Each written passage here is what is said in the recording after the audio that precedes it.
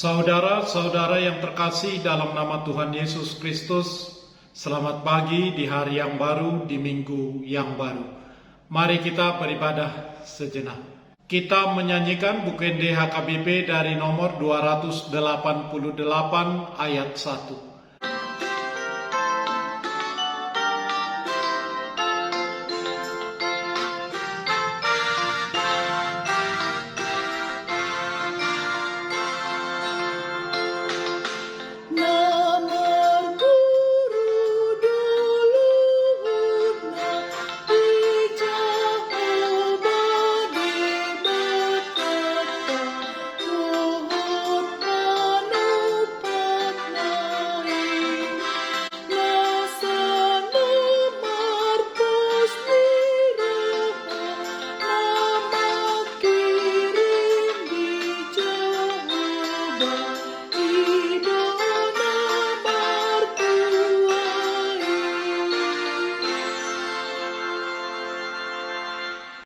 Kasih karunia dan damai sejahtera dari Allah Bapa dan dari Kristus Yesus Tuhan menyertai saudara-saudara. Amin.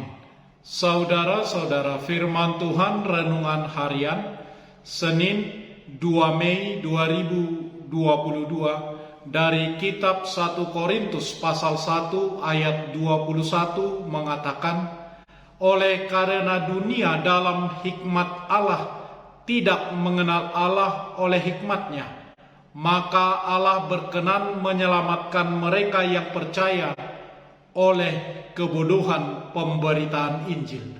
Dalam bahasa Batak Toba, ai mangihutton habisuhon ni debata dang ditadda portibiot debata marhite-hite habisuhon gabe di halomohon debata ma paluahon akkana porseai marhite-hite jamita haoton. Demikian firman Tuhan. Saudara-saudara, dalam kehidupan sehari-hari kita sering bertemu dengan orang bodoh. Berhadapan dengan mereka bisa menjadi sangat menyebalkan, dan sayangnya kita tidak bisa melakukan apapun untuk menghilangkan mereka dari kehidupan kita. Karena orang-orang seperti itu akan selalu ada di sekitar kita. Orang bodoh adalah seseorang yang gemar mengganggu orang lain dengan ucapannya, dengan menghina, mengejek, menfitnah. Kebodohan juga sering dikaitkan dengan sesuatu yang tidak logis. Orang bodoh bukan berarti orang tidak memiliki pendidikan. Biasanya orang bodoh tidak memiliki keinginan untuk mengembangkan diri meskipun mereka memiliki potensi yang besar. Golongan orang seperti ini pantas disebut bodoh karena mereka tidak memanfaatkan potensi besar tersebut. Orang-orang bodoh semacam ini tidak perlu ditanggapi, tidak perlu diperdulikan. Jangan biarkan mereka mengisi ruang kehidupan dan pikiran kita. Ada 3 kata dasar yang mengandung makna kata bodoh, seperti kata bambung, beban, bego, beloon, debil, domot, dongok, dungu, goblok, jahil, pandir, picik, dan tolol. Manusia bodoh sering merasa lebih pintar dari segala-galanya. Saking angkuhnya manusia seperti ini tidak mau mengetahui rahasia besar yang ada di dalam hidup ini, rahasia yang tersembunyi di dalam diri Tuhan. Betapa bodohnya manusia seperti ini karena mau membandingkan pikirannya yang kecil dengan yang maha besar, yaitu Tuhan pencipta semesta alam. Tuhan yang begitu bijaksana rela memperkenalkan dirinya dan membuka rahasia tentang siapa dia sesungguhnya kepada semua, dalam wujud sesungguhnya kepada kita dalam Yesus Kristus. tetapi manusia menganggap perbuatan Tuhan tersebut sebagai kebodohan. Dalam renungan harian ini, kebodohan manusia menganggap pemberitaan Injil Kristus sebagai kebodohan karena berpikir dapat mengenal Tuhan dengan mengandalkan pikiran mereka sendiri. Keselamatan yang ditawarkan Tuhan kepada kita melalui Kristus sama sulitnya untuk dipahami oleh mereka yang belum mengalaminya.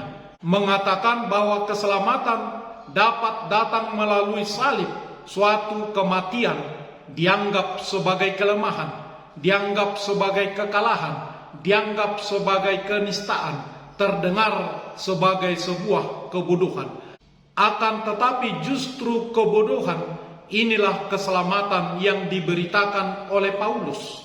Tak seorang pun pernah membayangkan cara Allah tersebut. Kita tidak dapat mengetahui rahasia pikiran Tuhan yang maha besar dengan mengandalkan kepintaran yang kita miliki, yang adalah Tuhan yang bijaksana, yang menyatakan rahasia kebesarannya kepada kita semua dalam diri Yesus Kristus. Barang siapa percaya akan selamat, dan yang tidak percaya akan binasa. Amin. Marilah kita berdoa.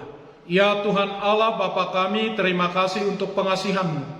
Seperti tingginya langit dan bumi, demikian tingginya jalan-Mu dari jalan kami, dan rencana-Mu dari rencana kami. Jadilah kehendak-Mu, pakailah kami untuk kemuliaan nama-Mu. Amin.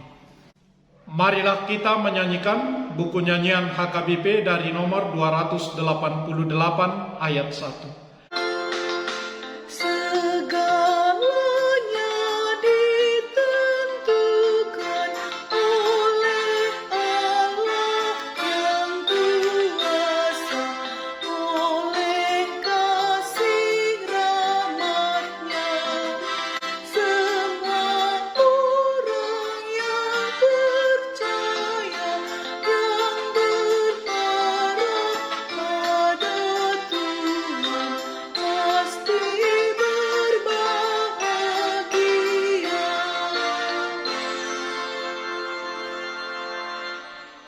Kita bersama-sama berdoa dengan doa Bapa kami. Bapa kami yang di surga, dikuduskanlah nama-Mu, datanglah kerajaan-Mu, jadilah kehendak-Mu di bumi seperti di surga. Berikanlah kami pada hari ini makanan kami yang secukupnya, dan ampunilah kami akan kesalahan kami, seperti kami juga telah mengampuni orang yang bersalah kepada kami. Dan janganlah membawa kami ke dalam pencobaan, tetapi lepaskanlah kami daripada yang jahat.